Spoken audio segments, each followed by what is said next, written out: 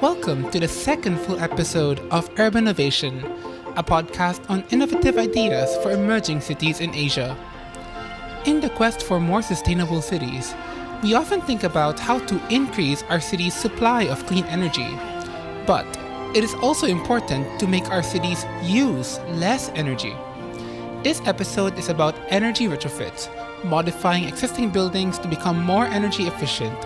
Our guest is William Temple, CEO of Ampotech, a climate tech company in Singapore using AI to make energy retrofits work for Southeast Asia. This is URBANovation.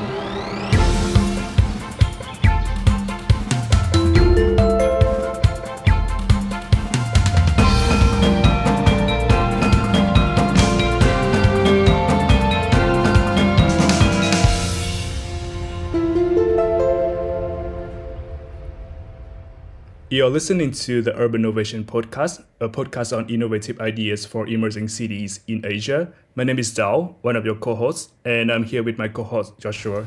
Hi, I'm Joshua. I'm an urbanist and data scientist from the Philippines, and I'm also proud to co-present this podcast. In this episode, we are going to run through a couple of key things. Energy retrofit in urban areas. We will talk about definition, function, and operation of energy retrofit.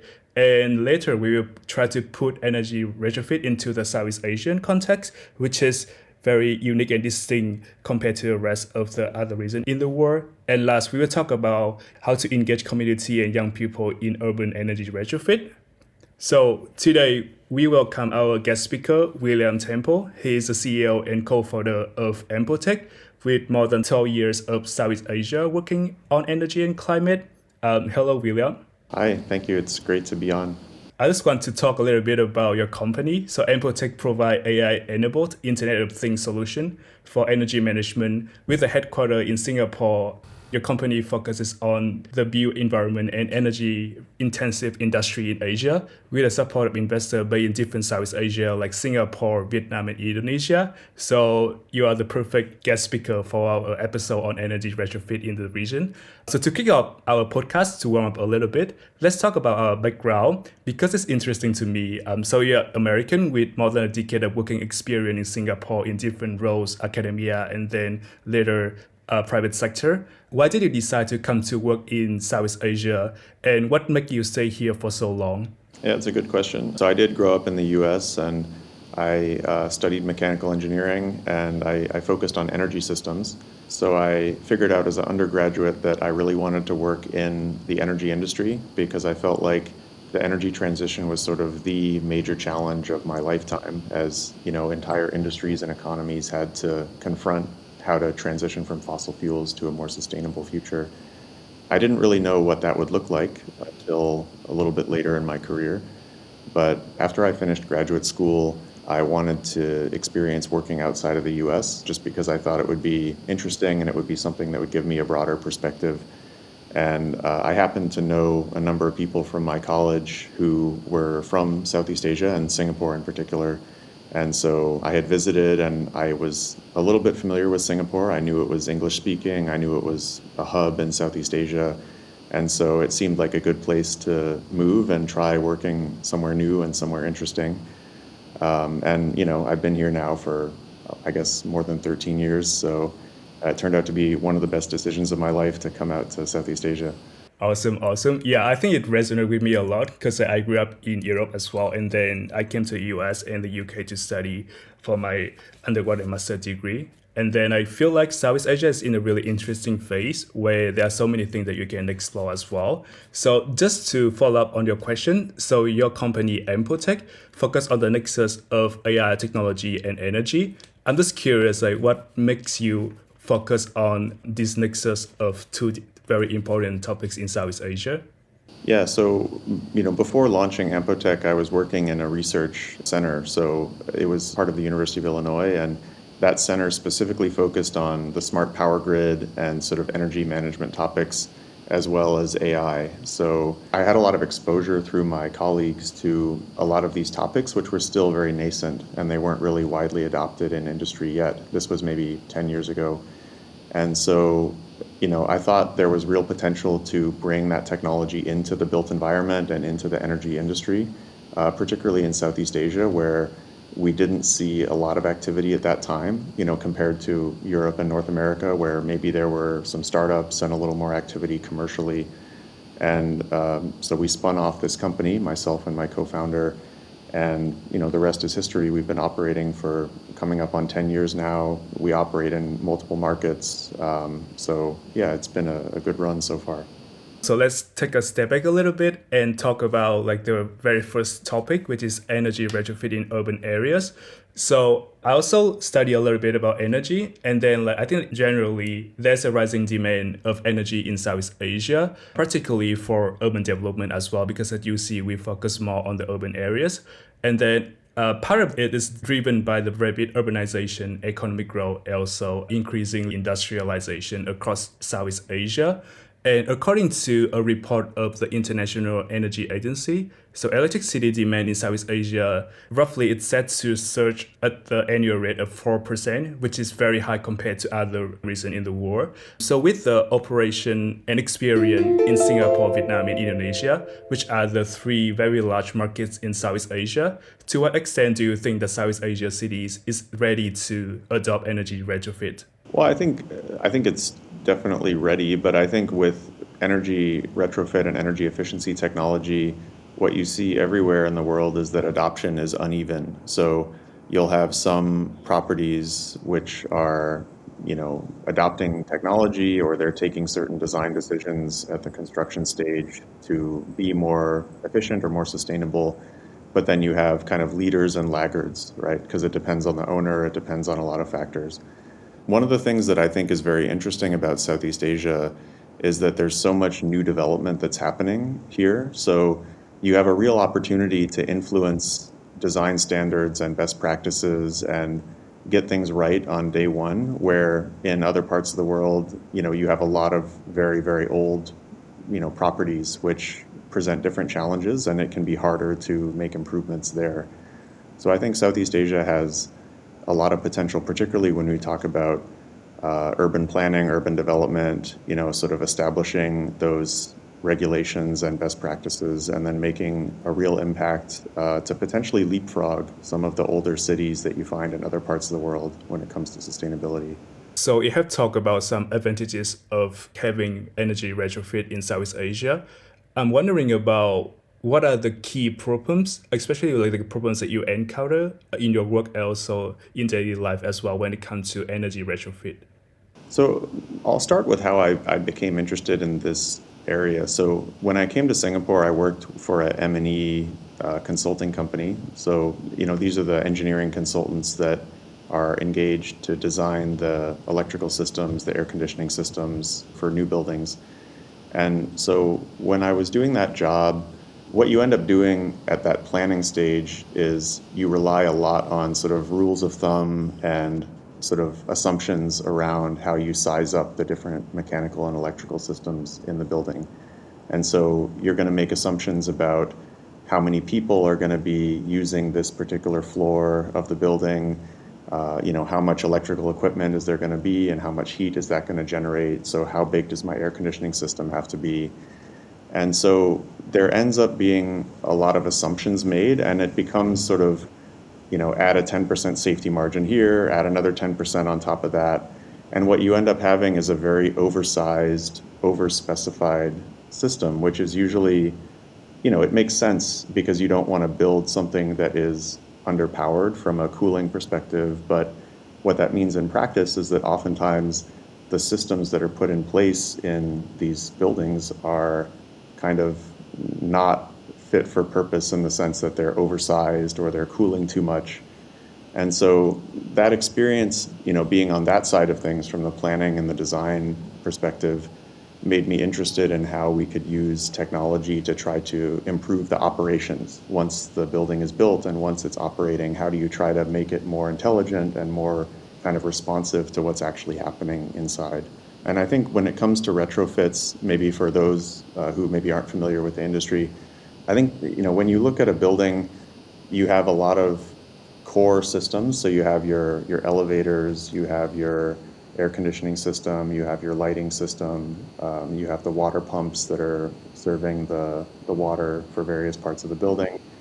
There's a lot of equipment that's there. And so when we look at kind of retrofitting for energy efficiency, you're usually looking at how you can either control those things in a more intelligent way to make them use less energy or match the actual usage of the building better, or you're looking at replacing certain equipment with a newer or more, just intrinsically efficient model. So the perfect example of that would be LED lights. So if you happen to have, fluorescent lights and then you replace them with LEDs, you're automatically going to save a certain percentage.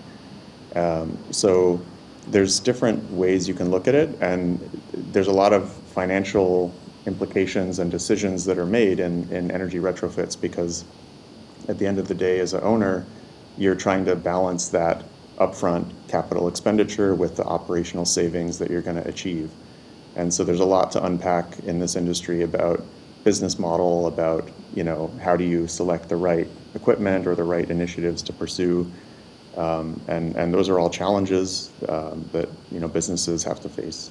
So we just heard a bunch of possible approaches towards energy retrofits, from the control of electricity supply to changing how electricity is used through things like LED lights and equipment replacement. And I understand that this is an especially important kind of intervention to make, given how energy demand is one of the biggest problems in the built environment sector. Around the world, buildings account for around 42% of carbon emissions, and 27% of that is from operations, things like lighting, air conditioning, that people kind of necessarily rely on. And this has to change given the lack of climate progress across the world. The United Nations Environment Program declared this year that no climate progress has been made, no progress made towards our kinds of emissions goals. But I imagine that it must be kind of difficult sometimes, especially when entering a new market, to kind of communicate the value of these kinds of retrofits, both to cities that may not have had overarching strategy on these things, but also to business owners, property owners who may be kind of new to these kinds of things. How do you sell them, but also convince them about the value such solutions bring, not just for the planet, but also for their own purposes?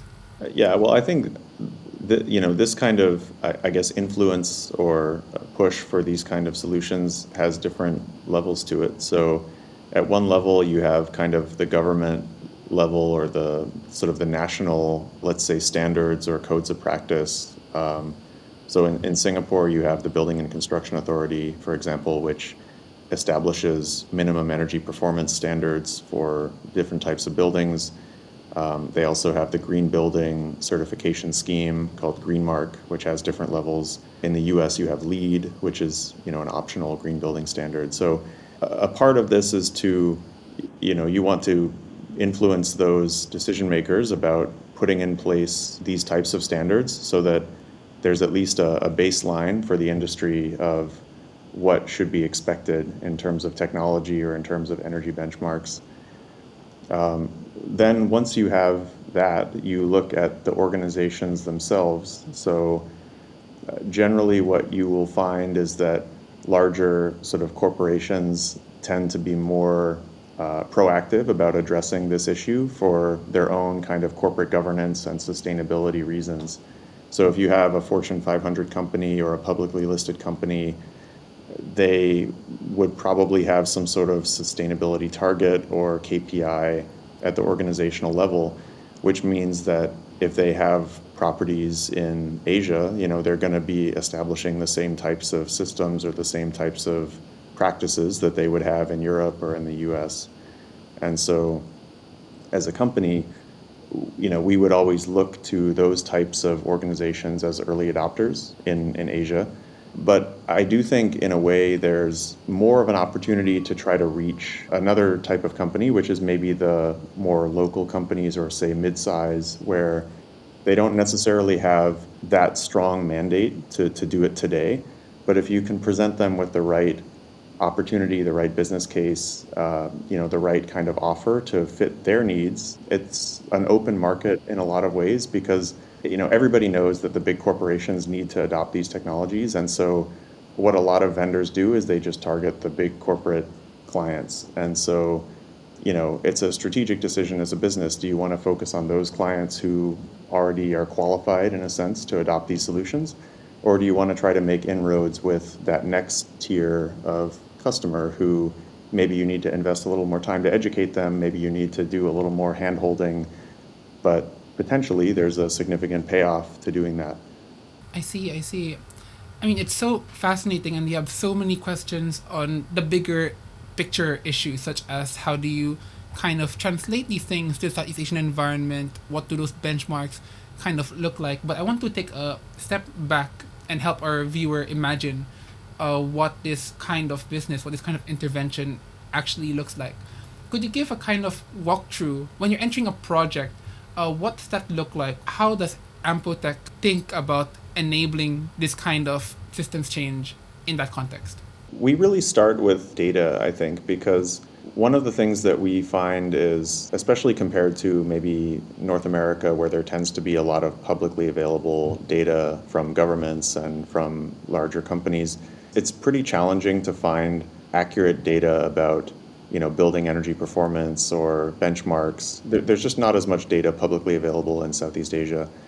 And so what we do is, especially with older properties, whether they're commercial buildings or factories or whatever the usage may be, we usually start with data collection and understanding. So if you're a real estate developer or a manufacturer and you want to try to address your energy efficiency, the first thing you need to do is actually understand what your baseline consumption is and where your energy is going today.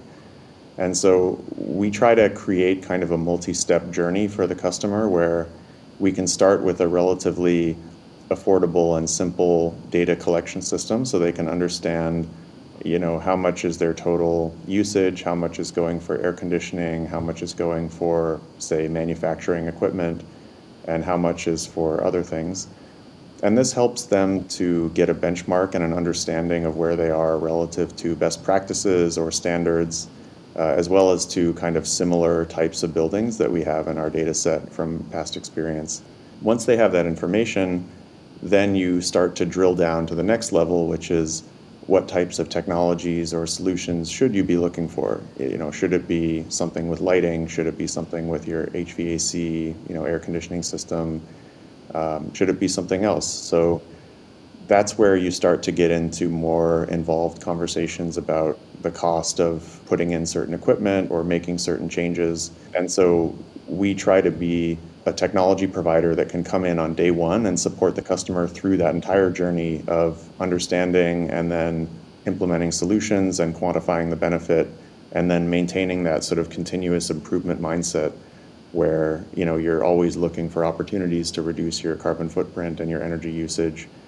And potentially you might want to be reporting that data to, let's say you have a sustainability reporting or ESG reporting requirement. You need to provide data about your carbon footprint. And so we provide, in a way, the foundation for a lot of businesses to build upon with a lot of more complex sustainability solutions. Thanks for describing the process at which Ampotech goes into these projects. Do you have any interesting stories to share about a project that did not turn out as expected? I mean, there's always challenges around the conditions on site. So there's a very wide variability in what you're going to find in a building because every building is unique, right? Building a new building is a very involved multi-year project with a lot of stakeholders. And so if I go into a shopping mall that's 30 years old or 40 years old, it's going to look very different inside from a 10-year-old warehouse. So there's always going to be surprises on the site in terms of maybe the drawings say that this electrical circuit is connected to an air conditioning unit, but it's actually connected to something else because somebody changed it way back when and didn't document it. We've had challenges accessing different sites. So like if you're dealing with remote locations, it can be challenging to get in and provide support, especially in very rural areas. And this is one of the things that kind of led us to designing our own devices as well as our own software, because if we control everything about the products, we can support them better and we can remotely monitor them and update them and troubleshoot them better if we have full control over those devices that are in the field. So that's something that we learned over the years. I guess one of the takeaways is that a lot of the project issues that have come up over the years actually relate to communications. So it's more on the network. It's not so much on the software or the devices themselves. It's usually like if you're deep inside of the basement of a building, are you going to be able to get wireless network coverage or things like that. So we talk a lot to set the scene about what is energy retrofit and also how the situation in Southeast Asia as a region looks like. So I want to zoom in a little bit into like more specific context. So I'm a Vietnamese, and also I know that Ampotech have like a branch in Vietnam as well. And then previously you talked about available source of data, technology, and energy benchmark in different countries and even in different cities. So how do the gap or the differences in this benchmark in different contexts or country lead to the different approaches and practices of energy retrofits in, for example, Vietnam and Indonesia compared to Singapore? I think one of the biggest factors when you're looking at energy efficiency projects is the electricity prices themselves and the structure of electricity pricing. A lot of the Southeast Asian markets have pretty aggressive government subsidies on electricity, and so it's much more challenging to have a good payback on a project if you're talking about 6 or 8 cents a kilowatt hour versus 20 or 30 cents a kilowatt hour. So that's something that is pretty fundamental for the energy retrofit industry, because at the end of the day, if you're doing an energy retrofit project, you're doing it to save money, through saving energy. So there's an environmental aspect, but there's a cost saving aspect of it, and you need to be able to justify the return on investment. Another difference in benchmarking would be cultural differences, I guess, maybe working hours or which days of the week you're operating. And so that's just something you would have to take into account when you're looking at your model is, are we dealing with how many hours a week of operation? And that also feeds into your payback, right? If you're replacing something or you're making a change. I mean, there's a lot of interesting things about transportation, I suppose. For example, I found that Vietnam, the working hours are maybe more regular, at least from my observation, just because the traffic can be so challenging to get to and from where you want to go that work ends pretty reliably in the evening. Whereas in Singapore, where, maybe it's easier to stay late at the office or something like that, you have a little more variability in the working hours. And then obviously you've got different codes of practice, which just comes about from local regulations. And that's something you deal with everywhere, but you can't just take something that works in the US or in Western Europe and just transplant it here. It's not going to work. A lot of businesses look at that as a challenge, but I see it as an opportunity, because there's a real opportunity for people to create businesses that are in Southeast Asia for Southeast Asia, and really kind of figuring out how to operate in these markets in a way that foreign companies can't really do. Yeah, I think that I resonate with what you said about Vietnam, because I have been talking to my friends as well working in the energy sector in Vietnam, and it is not easy at all coming from a different perspective and coming from different contexts. Even in different cities, they have different regulation or benchmark for energy retrofit and energy efficiency as well. As well as like other things like available sources of data to the public, or the technological advancement in different cities, and also like compare between Vietnam and other more advanced country in the region as well. So that led to my next question. So you talk a lot about the role of government as well. Also like another stakeholder is the business itself. But I wonder, like in this process of implementing energy retrofit solution in the city, are there any actors that are also involved in the process of making the city more energy efficient? I think when it comes to cities, there's a lot you can do with urban planning. They talk about the urban heat island effect, right? If you have a lot of high-rise buildings, it can lead to an increase in temperature, and that will also impact the energy efficiency of the buildings. One thing that we've seen in Singapore and also some of the other regional countries is you see more district cooling systems, which is another thing that can be facilitated, I think, by planning is, how do you make it easier for building owners to have a shared cooling system that can benefit from economies of scale? It's not easy to do. I've seen companies trying to do it in the region, and that's an area where local regulations can be quite challenging to navigate if you're trying to do something like that. But the potential is there. It's significant from an energy and sustainability perspective. And then I think one of the policy levers that, it's not that deep really, but subsidies and incentives for property owners to adopt these technologies. That that goes a long way toward helping, especially small and mid-sized businesses that don't have the same budgets as big corporations. If you can provide certain subsidies or incentives for them to adopt relatively simple energy retrofit kind of solutions, then that can have a pretty big impact when you scale it up over a large number of properties and a large number of businesses. So talking about this from a perspective of a business leader, so there will be like short-term and long-term planning and also benefits as well. So I wonder what are the feasible solutions in the short-term and long-term that will work for the concept of Southeast Asia. I think with technology, there's a lot of solutions that are ready now. So one that we touched on earlier is lighting. I mean, there's no reason that businesses should not be using, highly efficient LED lighting. When it comes to air conditioning controls, there's a lot of opportunity to adopt better control technology. So if you have a very old property, you might have manually configured thermostats and constant air volume systems, which are just always delivering 100% cooling whenever they're on and then they're off. So there's a lot of potential there to make some relatively simple upgrades to make the system more responsive and more kind of fine-tuned to be able to, provide comfort while not overcooling the space and wasting a lot of energy. Even things like daylight, right? Like how can you try to take advantage of natural light by maybe making some changes to your curtains or putting, light shelves. There's different kind of low impact things you can do to try to reduce how much electricity you have to use.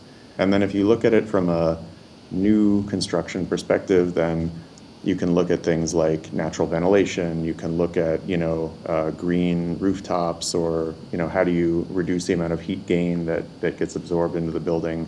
There's a lot of things that are relatively inexpensive that can be done today for existing buildings. And it really just takes, I think, education, and then maybe for some markets a little bit of incentive, maybe in the form of rebates or grant funding, to try to nudge businesses to adopt some of these things that would have a significant impact.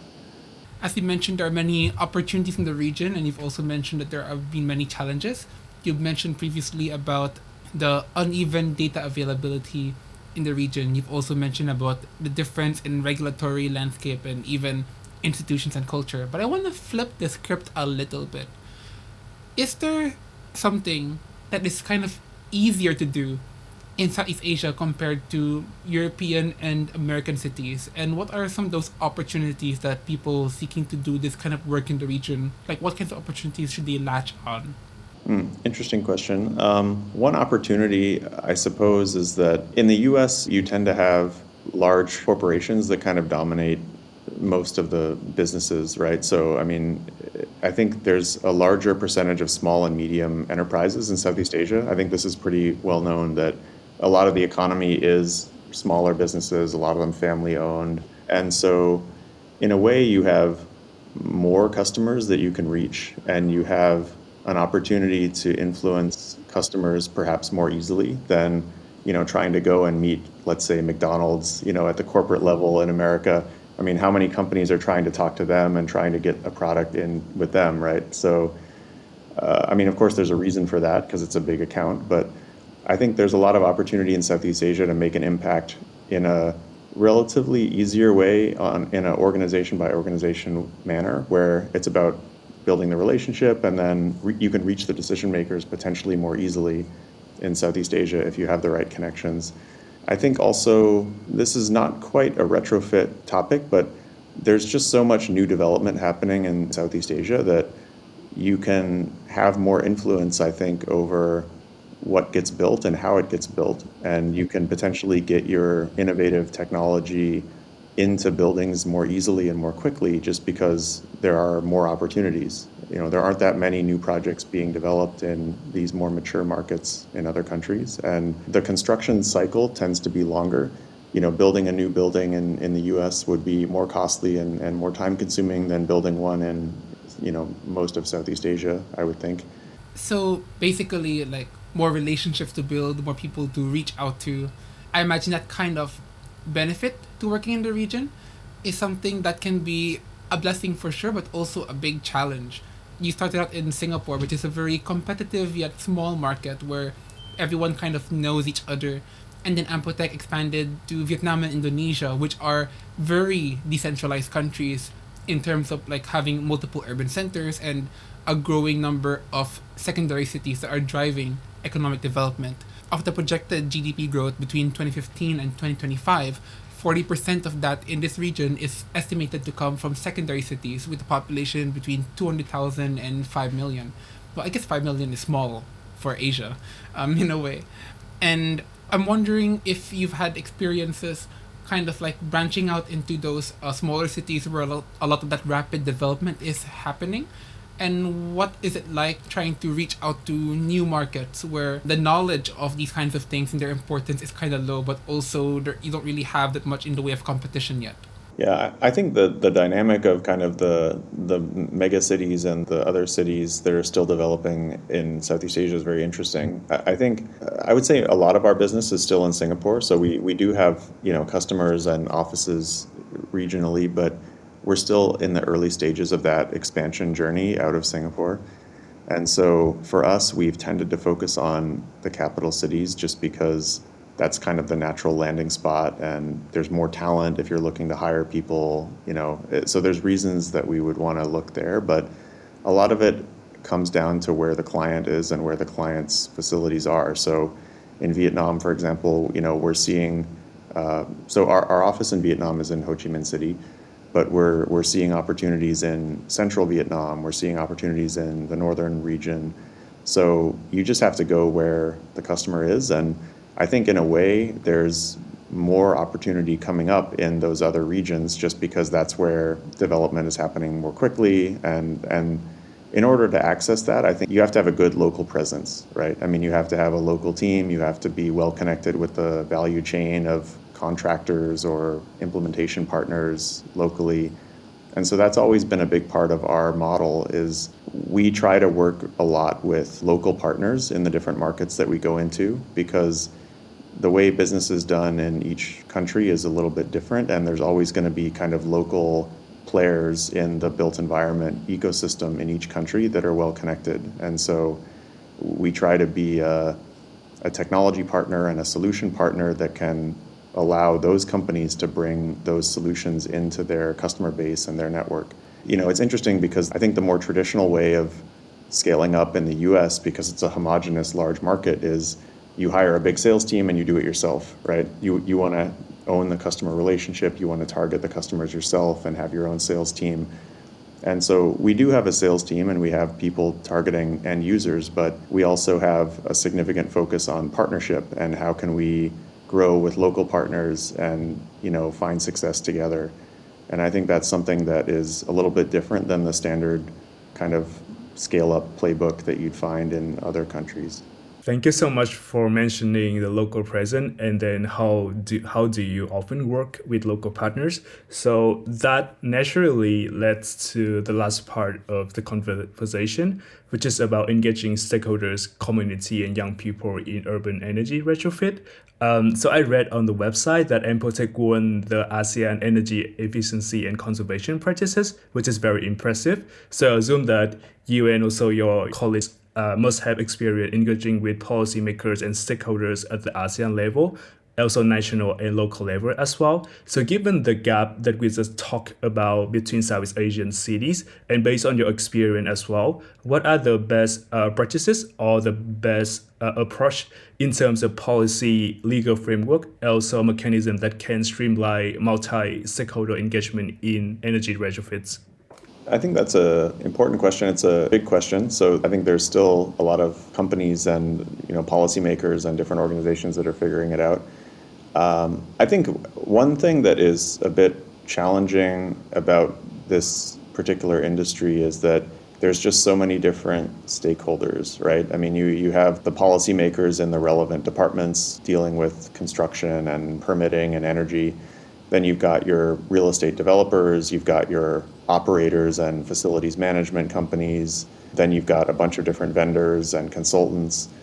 And so I think one thing is getting these different people to talk and meet and creating communities where they can exchange ideas and find what those best practices are and find ways to reduce friction, because it's always challenging to go through many different layers to get a project done.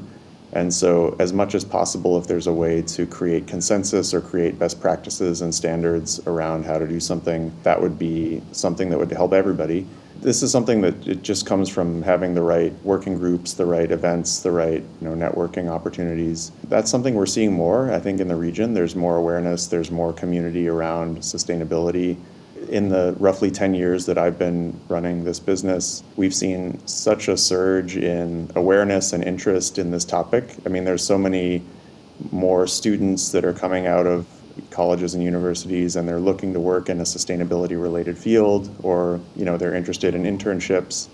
And so I can see that there's a real change that's happening, and there's a lot of people who are looking for a way to make an impact somehow. And I think it's great, and whether those people decide to go into the private sector or a government agency, there's always a need for passionate, energetic people that can try to solve problems and try to break down barriers and try to make a better world for everybody ultimately. That's a perfect segue, really, to our closing question. I mean, before we get to that, really, I wanted to say that your own background resonated a lot with me because, as we discussed when we first connected, I actually currently work in the same research tower where William kind of started out in Singapore. And Singapore's R&D ecosystem is very exciting. There's so much energy, there's so many resources, and there's also a growing encouragement for people to spin off that research and pursue entrepreneurship and to translate that work into the real world. It's really interesting hearing how you kind of found your way to do that. What is your advice to young people in the region who are indeed coming out of those universities and they're trying to find different kinds of ways to make the impact they want to make on the sustainability field, regardless of their background? Is there only one right way to do it? No, I think there's a lot of avenues to do it, but what I would suggest for a young person who's maybe, still in school or graduating soon is it's important to try a number of different roles and different industries when you're young, right? So if you can do internships, or you can try spending 1 or 2 years at a few different companies when you're still in your early 20s, it's very useful to have exposure to different topics. So for me, I studied mechanical engineering, so I was comfortable with thermodynamics and energy systems and product design. But then when I went to graduate school, I studied electrical engineering. I was looking at the power grid and how do you integrate renewable energy resources and electric vehicles and, more of a power system economics. And so that was a great kind of complementary piece of knowledge. And then I moved to the research center, where, I had never worked with IT, computer science people before, but now I'm learning from, AI data scientists and, embedded systems engineers who are designing sensors.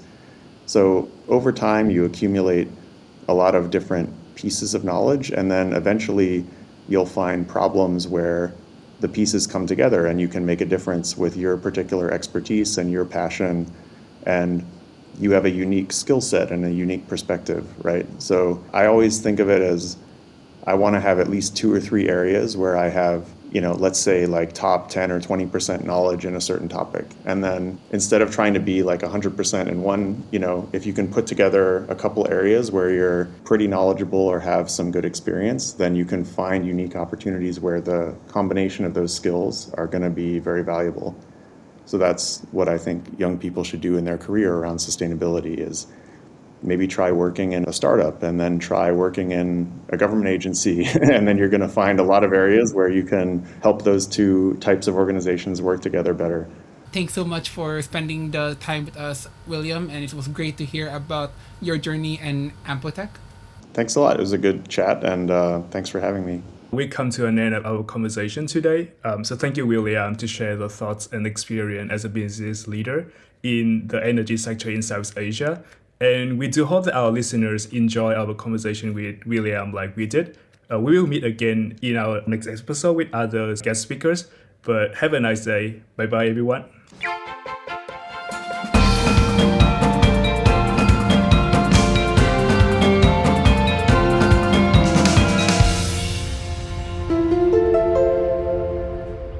URBANovation Urbanovation is hosted by the Young Urbanists of Southeast Asia, or UC. To learn more about us, please visit our website, uc.org. Urbanovation is made possible with the support of Bashan Asia Institute 2024 Project Award.